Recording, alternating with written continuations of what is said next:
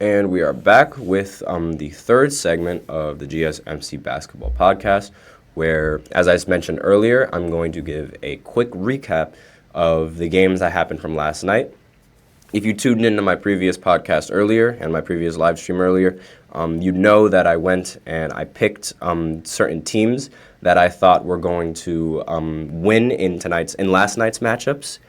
And if you remember correctly, I thought that the Boston Celtics were going to absolutely destroy the Lakers in this game since they were playing at home, since Anthony Davis and LeBron James were out. I thought there was absolutely no way that the Lakers would beat the Celtics. But surprise, surprise, they end up beating them. And that's the only game that I ended up getting wrong in my predictions for who I figured would come out on top. It turns out the Lakers just waltzed right in and just kicked Boston Celtics' ass. That's the only best way to describe what happened. The normally dominant Boston Celtics at home played some of their worst basketball as a team that I've seen. Tatum ended with 23. Kristaps and Sam Hauser ended with 17, and that was just about it in terms of double-digit scoring for the Boston Celtics. And they were at home. So that's a big problem. Austin Reeves finally went off for the first game in a while. He had 32 points. He ended up ending the game with more points than Jason Tatum and Jaylen Brown combined. D'Angelo Russell ended the game with 16 points and 14 assists. And Hayes, who I recently criticized earlier, because I thought he wasn't a value in the rotation compared to Roy Hachimura, he ended the game with 16 and 10. So that was the first good game I've seen from him in a while. Every starter was in double figures as well for the Los Angeles Lakers. So I don't understand how this Lakers team they played better without LeBron and Anthony Davis. I don't understand how that works and how when LeBron and AD get in the lineup, they just forget how to play. I'm so confused with this Lakers team, and I'm so confused with their roster. And I don't care how many points Austin Reeves was scoring.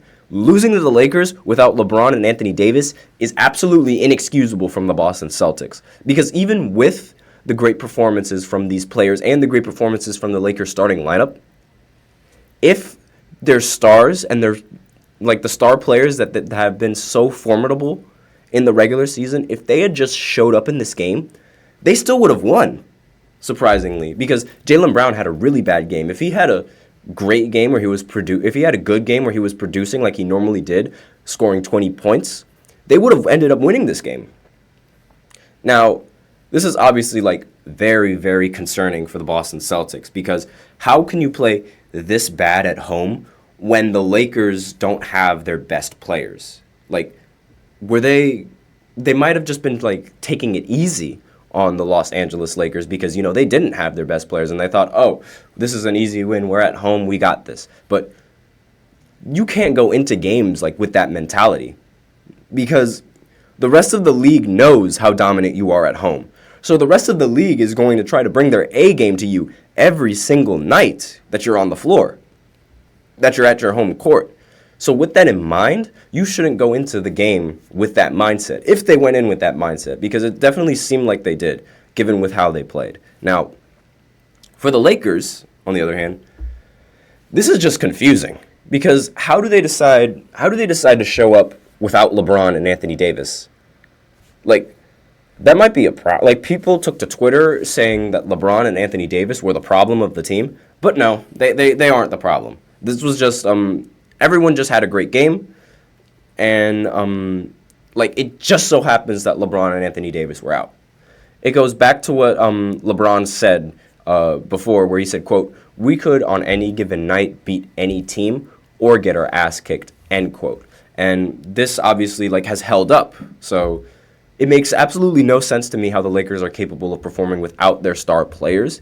But then again, it might just be it might just be one fluky game where everyone just so happened to go off this night.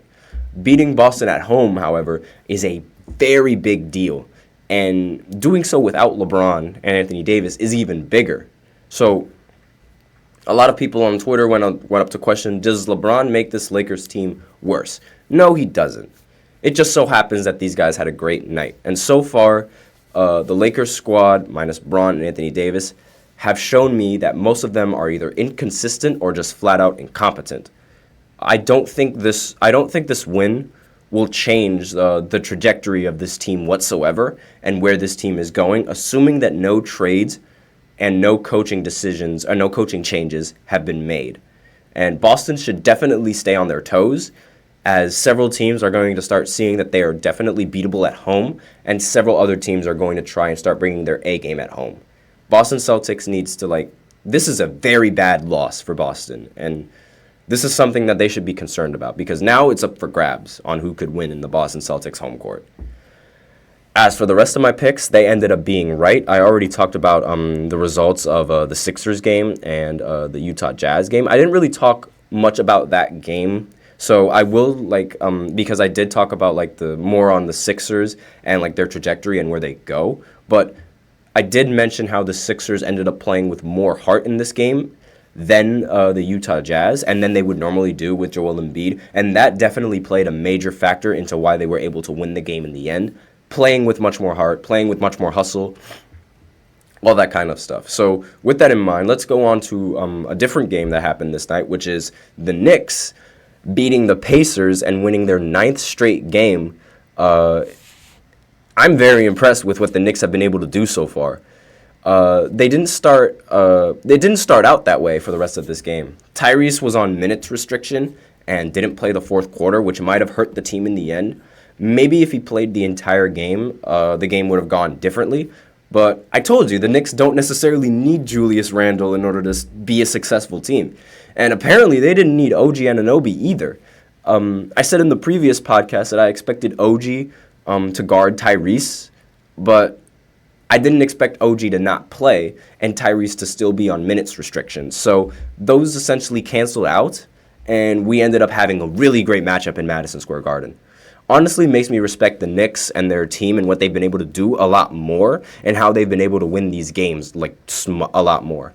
As I mentioned before, however, the game didn't start out as the Knicks were going to end up winning. Like I said in the previous podcast, the Pacers' offense moves really fast and loves its scoring, and their defense is arguably their weakest part. And I predicted that the Knicks would end up having a solid defense and the good defense needed to hold the Pacers off, while at the same time having the offense needed to answer back whenever the Pacers do go on their runs. And I couldn't have been more right about that based on the results of this game. Jalen Brunson, and how the game went going on. Jalen Brunson ended the game with 40 points, and DiVincenzo ended the game with 20. So the Villanova Legends this game accounted for 65 of the Knicks' 109 points. Josh Hart had 5 of those points. And here was the biggest difference makers in this game, and that was hustle and rebounding. And as well, and obviously defense, because rebounding is part of defense. The Knicks had 3 people in this game that had 12 plus rebounds, and their starting lineup outboarded the entire Pacers team. Precious ended with 12 and 16 rebounds. Josh Hart had 12 rebounds, and Isaiah Hartenstein had 12 points and 19 rebounds. And a lot of these rebounds were offensive rebounds as well, giving the Knicks a second chance points. The effort on the defense from the Pacers was unbelievably terrible. They refused to box out, so these players, as I mentioned earlier, were taking advantage of their lack of heart. See what I did there? And they kept hustling for every rebound and every loose ball, which helped give the team much more possessions on the offense, which eventually led to them winning the game in the end. The Knicks didn't have a good night shooting the ball either. The defense allowed so many shots that they were all good looks. They just weren't going in at first, while they were going on runs early in the game. The Knicks shot the ball 103 times, and they only made 41 of them. And they went 8 for 38 from 3, and they still won. Now, it might have been mixed a little bit with luck, because Tyrese didn't play in the fourth. However, the end of the game, the Pacers got locked up, even missing layups towards late game. So Tyrese Halliburton not being in that lineup definitely affected them. Not being in that lineup in the fourth quarter definitely affected them late in the game. And it might have been a mix of both the Knicks' defense and Tyrese not playing, which led to that fourth quarter. Siakam didn't have a good night this time either. He's been having a good stretch of games for the Pacers, but in this night he went 8 of 19 for 18 points. It's clear that Tyrese is the team's closer and needs to be in the game for the fourth. If you're going to restrict his minutes, at least give him the most important minutes of the game, similar to how they did it with Michael Jordan in his second year. But as I mentioned before, like the Knicks played with much more heart, and they played much more like they wanted to win this game than the Pacers did on both offense and the defensive side of the ball. And when you're allowing a team to take 103 shots, that is absolutely unacceptable with the amount of second chance points that they had. So if they didn't, like if they would have just tried to get some rebounds, they would have ended up on top with this game. But the Knicks ended up pulling away with their defense and with their offense showing up in the fourth when the Pacers' offense wasn't doing the same thing. This was a really good game, and it was a game of runs early on in the first and the second quarter. It looked like the Pacers were going to run away with it the entire time, but the Knicks just kept clawing in, and to the point where they ended up winning. And they are legit. This Knicks team is 100% legit because they're doing this without OG, which is one of their best defenders, and without Julius Randle, which provides a lot on the offensive side of the ball. And I did mention earlier how they don't necessarily need Julius Randle in order to be successful, but obviously that type of production definitely helps. And I think the Knicks could go really far in this postseason. I think they have the chance to make it all the way to the finals, honestly, with how they're playing and with how they've been showing up against these teams. I definitely think, because all of those little things that they were doing in this game, like second chance points, stealing the ball and hustling, all of those type of things, they might not seem that important, but come the fourth quarter, those things could change the complete outcome of the game. And the fact that they were doing that in the first quarter shows that this is a team that really likes to hustle and a team that really wants it. And I feel like if a team that really wants it, they can push their way into they can push their way through the postseason and find ways to win. That's the difference. That's the difference maker between the Knicks and why I think they could go all the way. They could find ways to win, unconventional ways to win. And I say unconventional because usually Jalen Brunson and the rest of the lineup is usually really efficient and can usually produce on the offensive side of the ball. But tonight, as I mentioned earlier, they had 108 shots and they only made 40 of them, barely shooting 40%. But they were still able to come out on top, even with the bad game and even with some of the calls that were going this game. I can't even some of the calls this game were egregious, but more on that later. I'll talk about the next game and I don't want to dwell on the Knicks all too much because I do think they're going to go all the way, but I don't want to keep going with that. And the Cavs matched up against the Grizzlies, and the Cavs ended up winning the game. As I said before, they were coming off of back-to-back games, and since we're on the Grizzlies, I might as well bring up the Grizzlies and their recent trade. They sent Steven Adams to the Houston Rockets for Victor Oladipo and 3 second-rounders. I didn't cover this because both of those players were injured and won't do anything for either team. But the 3 picks, however, I feel like those are a steal because I didn't think that Steven Adams was worth 3 picks, let alone, even though they are second-round picks, those are still picks because Jokic was drafted in the second round, if you remember. The Cavs won, but it wasn't easy.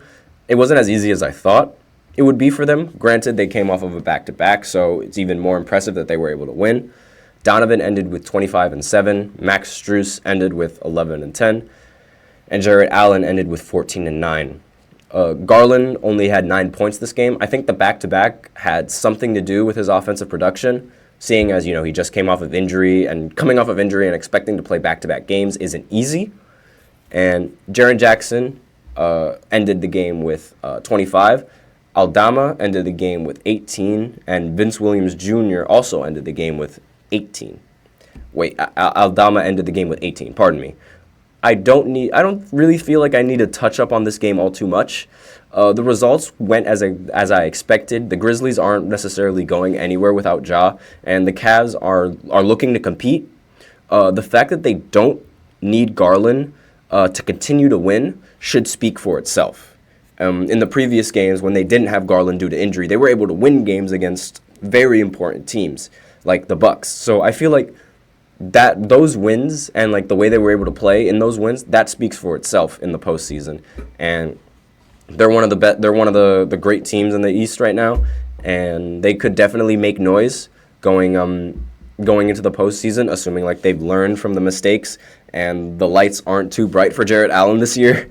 So they could definitely make a bunch of noise this postseason. We are out of time for this third segment, so I will be coming back after a short break where we talk about the matchups of the week in the fourth segment. So stay tuned for that, and I will be right back.